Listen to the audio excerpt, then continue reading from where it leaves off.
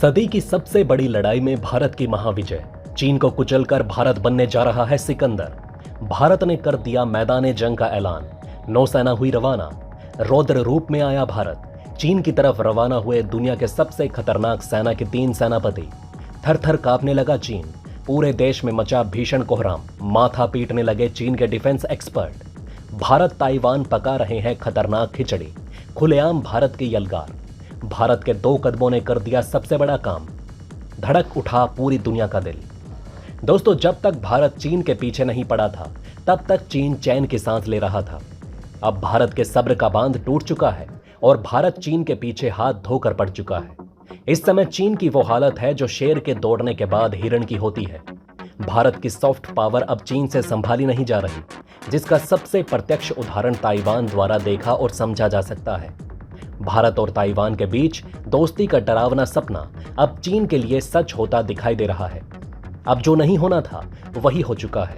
Bharat Taiwan और चीन के बीच शुरू हुई जंग में शामिल हो चुका है और भारत के इस कदम ने पूरी दुनिया का दिल धड़का दिया है।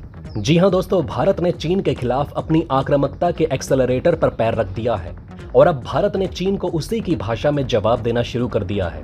भारत ने एक साथ दक्षिण एशिया, दक्षिण चीन सागर, पूर्वी चीन सागर और चीन की नाक का सवाल रहे ताइवान में अपने फ्रंट खोल दिए हैं। ताइवान, जहां की एक हरकत भी चीन को आग बबूला कर देती है, वहां पर भारत ने अपने नौसैनिक युद्धपोत के साथ साथ Hunter P-8I anti submarine warfare aircraft को भेज दिया, जिसके बाद माना जा रहा है कि चीन की तरफ से काफी सख्त प्रतिक्रिया दी जाएगी। भारत के ये कदम साफ बता रहे हैं कि अब हमारा देश चीन से सीधे टक्कर लेने को तैयार है। लेकिन अब भारत ने बहुत बड़ा कदम उठा लिया। ड्रैगन की नाक में भारत ने तोप की नाल डाल दी है। आइए दोस्तों, पहले खबर जान लेते हैं। दरअसल ताइवान, जिसे चीन अपना कट्टर दुश्मन मानता है, और भारत, जिसे वो अपना सबसे बड़ा प्रतिद्वंदी करार देता है, दोनों ही इस समय एक वजह से उसकी आंखों में खटक सकते हैं। वजह है भारतीय सेनाओं के 3 रिटायर्ड चीफ्स का ताइपे में होना। जी हां दोस्तों, ये एक ऐसा क्षण था जब चीन की रूह कांप उठी। भारतीय सेना के पूर्व मुखिया जनरल MM नरवणे, पूर्व वायुसेना प्रमुख RKS भदौरिया और पूर्व नौसेना प्रमुख एडमिरल करमबीर सिंह इस समय ताइवान की राजधानी ताइपे में थे। ये तीनों पूर्व प्रमुख कैटागलन फोरम की तरफ से आयोजित 2023 के इंडो पैसिफिक सिक्योरिटी डायलॉग के लिए ताइपे में थे। ये तीनों ही यहां पर भारत का प्रतिनिधित्व कर रहे थे। ऐसे समय में जब चीन लोकतांत्रिक देश ताइवान को डराने की कोशिश कर रहा है और उसके आसपास सैन्य ताकत बढ़ा रहा है, इन तीनों पूर्व प्रमुखों का ताइवान में होना एक ऐसा संकेत देता है जिस पर केवल चीन ही नहीं बल्कि पूरी दुनिया कांप उठी है। रक्षा विशेषज्ञों की माने तो इन तीनों के ताइवान में होने से भारतीय सेना किसी बड़े संकट से निपटने के विकल्पों पर विचार कर रही है। ऐसा लगता है भारत सरकार और सेनाओं ने हमेशा से ही ताइवान के लिए सतर्क रुख अपनाया है, मगर अब शायद वो इस दिशा में ठोस तरीके से आगे बढ़ने पर विचार कर रही है। कुछ बड़ा करने की प्लानिंग कर रहे हैं। भारत के तीनों सेनाओं के पूर्व प्रमुख ताइवानी नेतृत्व के विभिन्न हिस्सों के साथ जुड़ने और भारत के विचार व्यक्त करने के लिए ताइपे में गए थे। सूत्रों की माने तो इन तीनों ही पूर्व चीफ्स की ताइवान यात्रा निजी तो हरगिज नहीं थी। बताया जा रहा है कि भारत के 5 सदस्यों वाले प्रतिनिधि मंडल ने ताइवान के रक्षा मंत्रालय का प्राइमरी थिंक टैंक समझे जाने वाले कैटागलन फोरम, राष्ट्रीय सुरक्षा और डिफेंस रिसर्च इंस्टीट्यूट के साथ बंद कमरे में बातचीत भी की। यही बात चीन की नींदें हराम कर रही है। ताइपे में भारतीय सेना के 3 पूर्व प्रमुखों की मौजूदगी को लेकर कई तरह की अटकलें लगाई जा रही हैं। कुछ लोग इनकी मौजूदगी को ताइवान के खिलाफ चीनी आक्रामकता पर भारत के रुख की तरफ इशारा बताते हैं।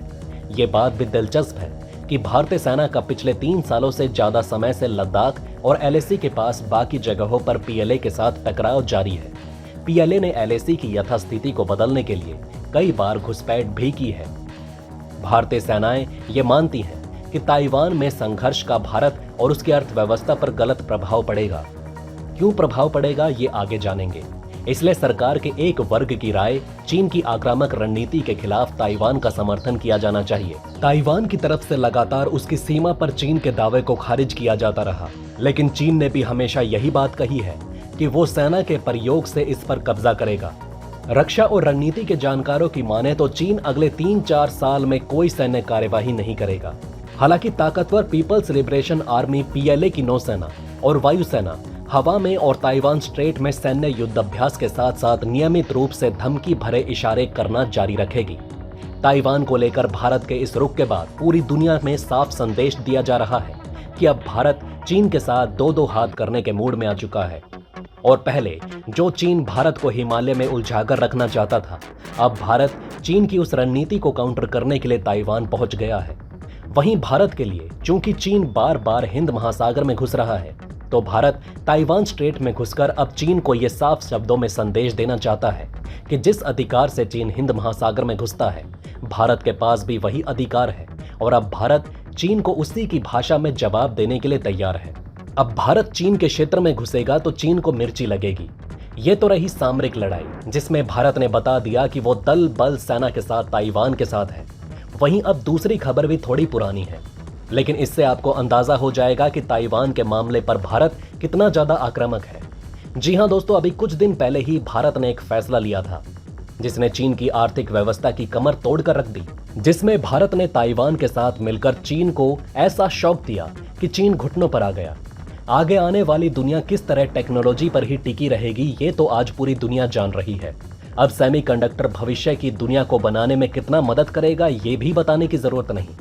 इसलिए इस पर छिड़ी लड़ाई को हमने सदी की सबसे बड़ी लड़ाई कहा है, क्योंकि जिसका सेमीकंडक्टर पर राज होगा उसका दुनिया पर राज होगा। ऐसे में जब पता चला कि सेमीकंडक्टर बनाने वाले खनिजों से चीन को मां प्रकृति ने भर रखा है, तो सब सन्न रह गए, क्योंकि चीन तो ऐसा देश है जो किसी का काम बनने नहीं देगा।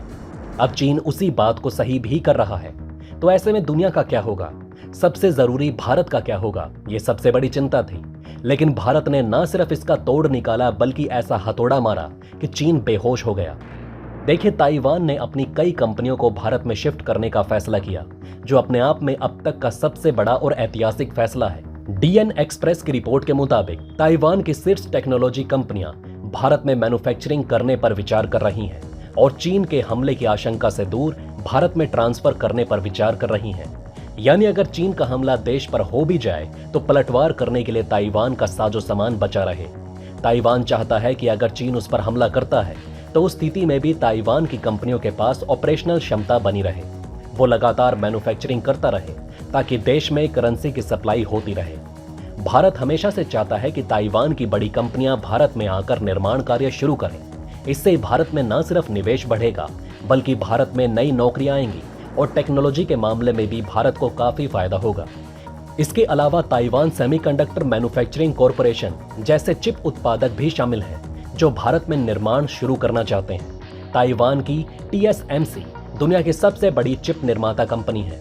अभी हाल ही में चीन ने सेमीकंडक्टर पर 2 दिन पहले बैन लगा दिया। ऐसे में ये भारत को अब और ज्यादा फायदा पहुंचाएगा, लेकिन चीन का यह मकसद है कि वो भारत को नुकसान पहुंचा सके। ये धरा का धरा ही रह जाएगा। ऊपर से भारत भी इस सेमीकंडक्टर इंडस्ट्री का बड़ा खिलाड़ी हो जाएगा। अब दोस्तों, आप ही बताइएगा कि भारत के ये कदम चीन को बैकफुट पर धकेल पाएंगे या नहीं। तो दोस्तों, अब आप हमें कमेंट सेक्शन में बताएं कि क्या आपको ये बातें पहले से पता थी। अगर नहीं तो इनमें से कौन सी बात आपको सबसे ज्यादा इंटरेस्टिंग लगी, और कमेंट बॉक्स में जय हिंद लिखना ना भूलिएगा। धन्यवाद।